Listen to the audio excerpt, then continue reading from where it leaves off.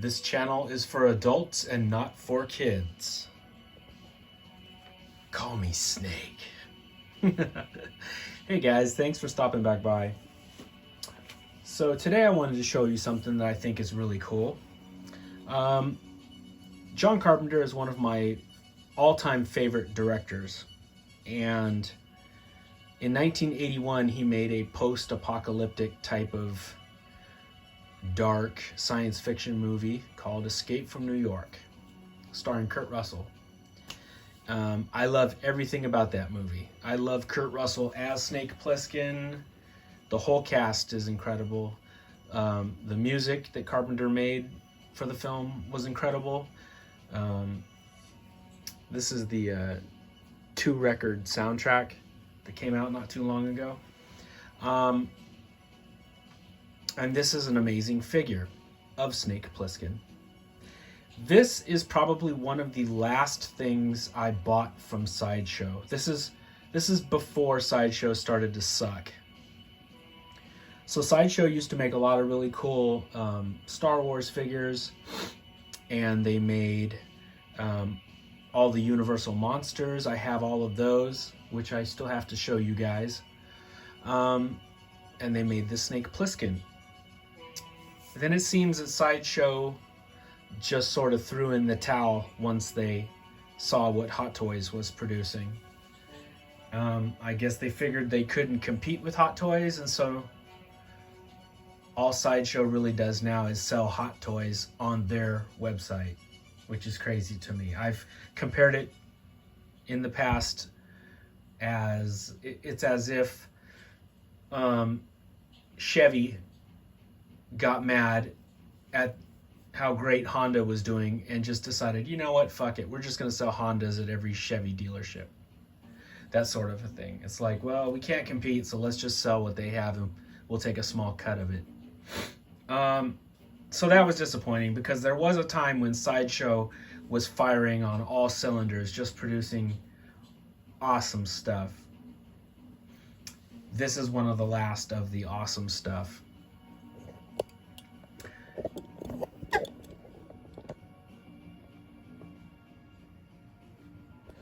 Now, I think he has a good likeness. I think it looks like Kurt Russell.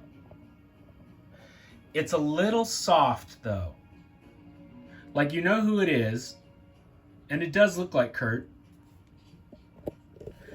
But when you hold these up to a Hot Toys, you can tell that this is softer in the details. This isn't like Ken and Barbie type of soft, but it's definitely not up to Hot Toy standards. But it's still the best Snake Plissken action figure we've ever seen. I do have the McFarlane Toys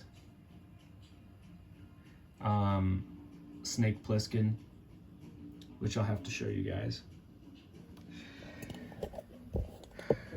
But I do think this is the best one ever released.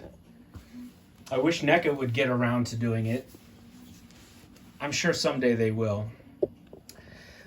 He comes with all of these other cool hands, including one that can hold the cigarette. He's got fists and these other hands for holding things, and then he's got a hey you pointing finger. He comes with the 3 different shurikens that he's, they show him, that Lee Van Cleef shows him before his mission starts. He's got his little tracking device to find the president. Hey, Hulk. Somebody ate the president.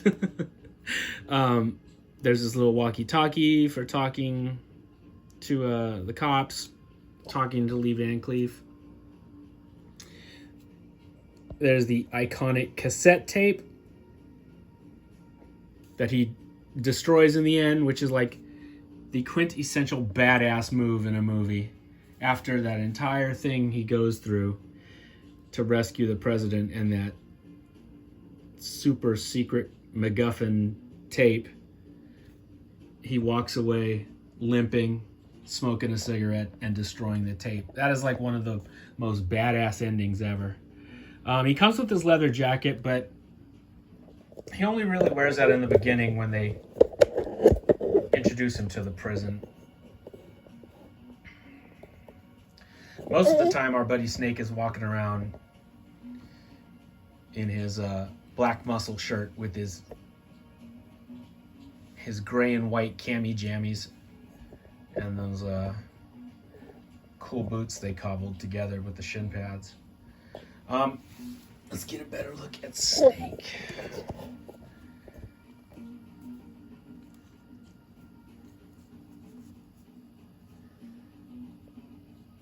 He does come with his little tracer device.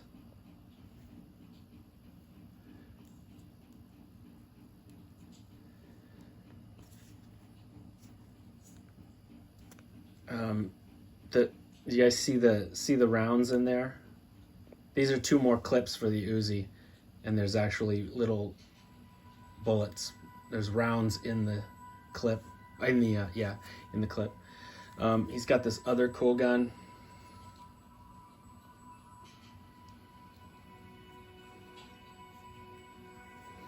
This is the gun that Maggie uses, Adrienne Barbeau, when she's shooting at the Duke. Snake gives her that gun. He's got his little timer device.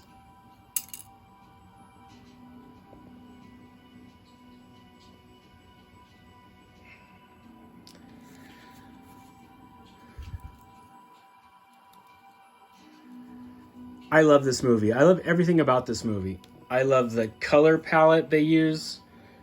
You know, the New York looks all dark and wet, and there's green lighting, and it's just an incredible looking movie, incredible sounding movie. The soundtrack is insane how good it is. When I went to go see John Carpenter in concert, he started the concert with Escape from New York. The whole theater went black. Everybody started going nuts, and all you heard was doom, doom, doom, doom, tsh, doom, doom, doom, doom, tsh. And then the graphics of New York City appeared on a screen. Down, da-na-now, da-na-now. And then the lights went on, boom, and you saw Carpenter and the rest of his band up there, and that old man was having the time of his life. It was fucking awesome. Yeah, that was an awesome concert. If you guys get the chance to see John Carpenter in concert, go. It's so much fun watching him perform all the themes from all of his movies, and then he plays some of his new stuff from his career as a musician now, which I also recommend picking up those. Those are really good albums to have. They're called Lost Themes, I believe, and they're supposed to be like movie music to unreleased Carpenter films. You know, Carpenter films that you make up in your head as you listen to these awesome themes that he's created. But back to Snake. This is a really cool toy. I have his head tilted to the side just a little bit to give him that fuck you Snake Plissken attitude in his body language. You know, it's funny how much you can convey with just a slight turn of the head. Watch, I'll show you. You know, if he's just looking straight on, he's like, you know, what are you saying, Brain? But if Brain answers back something stupid, Snake just tilts his head and he's like, boy, I'm gonna fuck you up if you don't tell me what I want to hear. But it's cool how much you can convey with just simple adjustment to body language.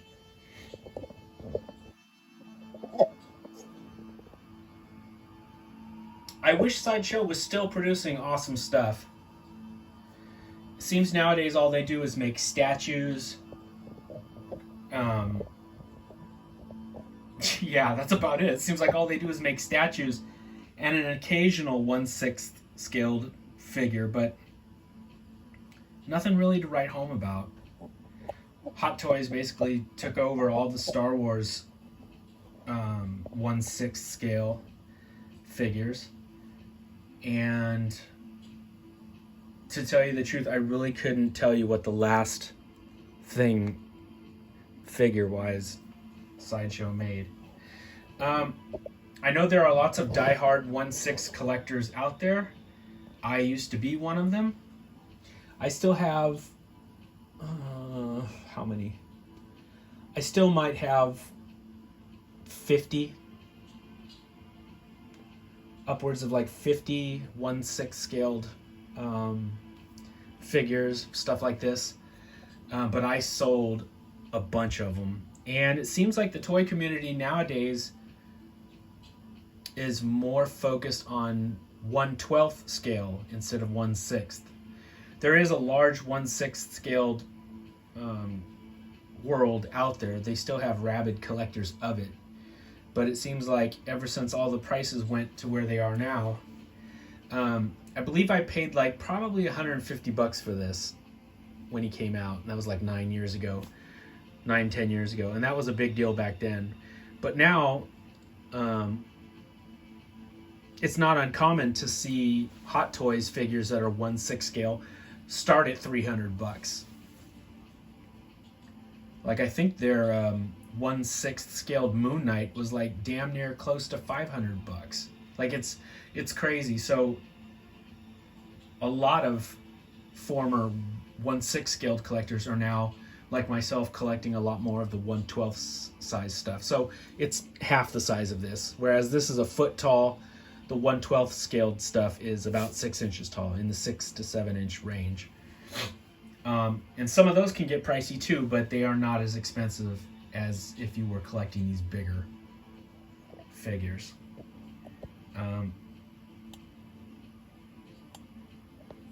If Sideshow were to put out some good stuff, I would buy it, but that doesn't seem to be what they want to do. I will have to show you guys those Universal Monsters. That sounds like a bunch of fun videos I could do. So I could possibly start doing that today. Anyway, I hope you guys are having a great weekend. Do any of you own this Snake Plissken? He's really cool.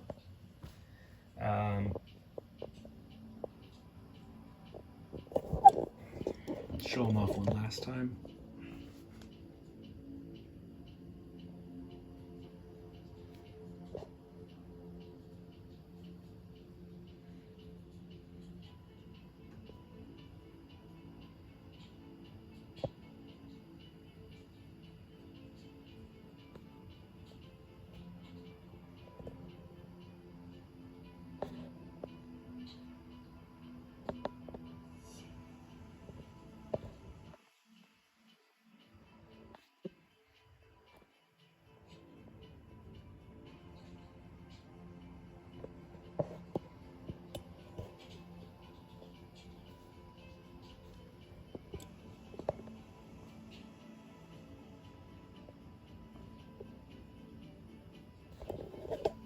Alright, my friends, I'll be coming at you really soon with another video.